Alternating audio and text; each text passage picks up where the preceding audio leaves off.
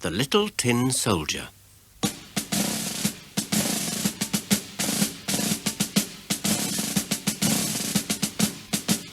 For his birthday, a little boy was given 25 tin soldiers in a box. The soldiers were all brothers because they'd been made from the same old tin tray and painted from the same pots of paint. They stood to attention with their rifles on their shoulders, looking straight ahead, wearing smart red and black uniforms. All the tin soldiers were exactly alike, except one, the last one to be made. By then, the toy maker had been running out of tin, so the last soldier could only have one leg. Even so, he stood as steady on his one leg as all the other soldiers did on two. When the boy opened his birthday present, he clapped his hands and cried, "An army!" He took the tin soldiers out of their box one by one and lined them up on a table crowded with other toys. The army stood there proudly in front of a fine cardboard castle with swans gliding round a moat made from a piece of mirror, admiring their own reflections. On the drawbridge stood the lady of the castle, a paper ballerina. The last tin soldier, standing on his one leg, thought that the ballerina was the most beautiful doll he had ever seen. She had a white muslin dress and wore a blue ribbon over her shoulder, fixed with a glittering spangle. She stretched out her pale arms in front of her, as if she was reaching out towards him. And she stood on tiptoe, balancing on one leg with the other stretched out behind her, almost hidden by her skirt. To the tin soldier, she looked as if she only had one leg, just like himself. "Oh, she would be a perfect wife for me," he thought. "But she's much too fine. She has a castle, and I only have a box that I share with other soldiers. That wouldn't do for her. Oh, but she's so beautiful. I could look at her forever." The soldier stood in silence and stared at the ballerina on the drawbridge of her castle. And when the other soldiers were packed away, he slipped into the shadows of a colorful box so that he could go on watching her all night. The little boy went to bed, and the house grew quiet. Then, in the middle of the night, the toys began to play.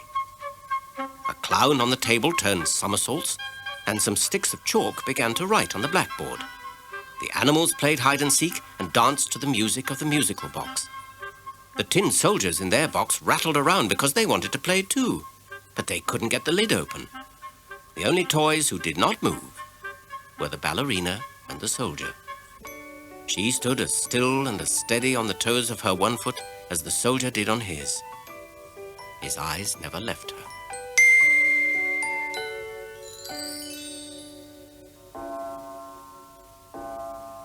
The clock struck 2, and the lid of the brightly coloured box sprung open.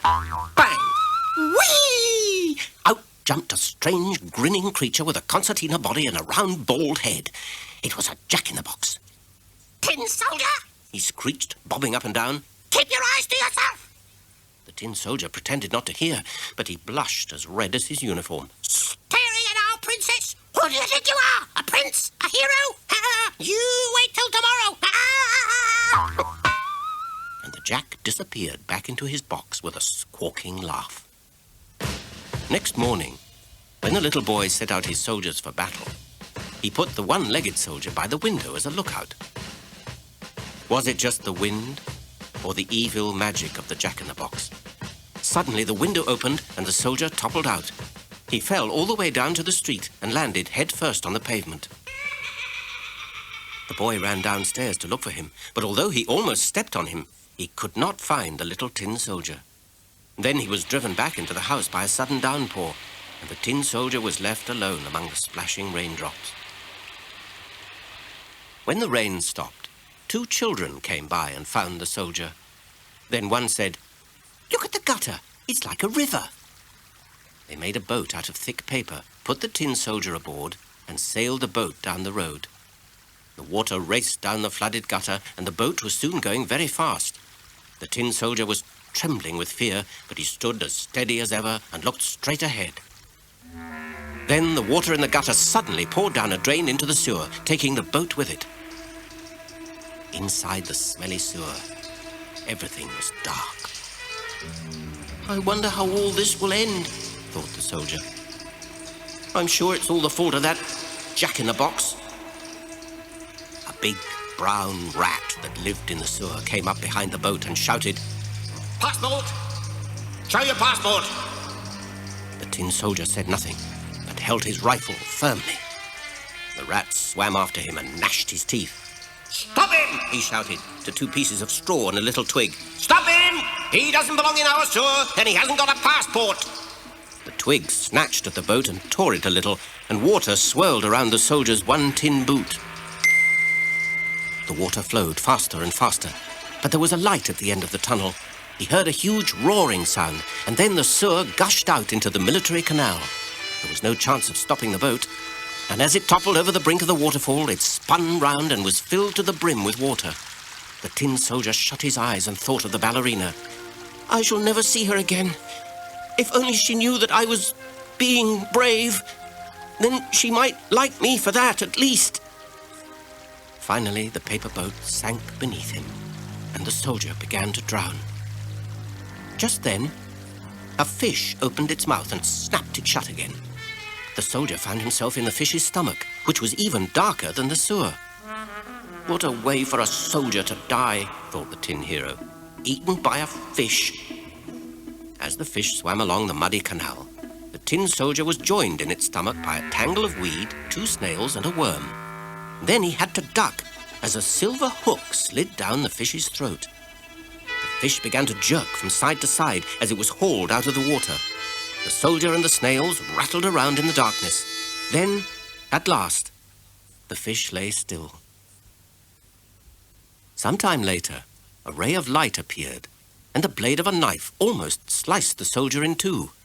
A woman's voice cried, "Look, it's your old tin soldier." The fish had been caught by a fisherman and sold in the market, and who do you suppose had bought it and taken it home to cook for supper? Yes, it was the mother of the little boy, the same little boy who had lost his lookout man. She took the tin soldier into the living room where her son was playing. "Look what I found inside the fish. What an exciting journey he must have had." She placed the tin soldier back on the table among the toys he knew. And there she was. The little ballerina was still standing on one leg, reaching out her arms towards him. She was as steady and as beautiful as ever. And he was so relieved to see her again, he almost cried. He looked at her, and she looked at him. But neither of them spoke. Suddenly, the little boy grabbed the soldier. "Just think where he's been," he said. And he threw him into the fire. But he didn't really know why he'd done it. Perhaps the evil magic of the Jack-in-the-Box was to blame. The tin soldier lay helpless on the rough black coal, hot flames licking his red and black paint. His rifle twisted and curled in his hand, and he began to sweat drops of tin. Through the stifling smoke, he could see the Jack-in-the-Box bobbing and grinning on his spring. But there, too, was the ballerina on her drawbridge, her arms still reaching out towards him. The flames burning at the heart of his tin body felt like the flames of love as he looked at her, and she looked at him. Then someone opened the door of the living room, and a sudden breeze caught the little dancer. She flew like a fairy right into the fire. In an instant, her muslin dress flared up, and she was gone. The next day, when the fire was cold, the boy's mother swept out the grate. And in among the ashes, she found a little tin heart and the metal spangle from the ballerina's dress. They had melted together in the great heat.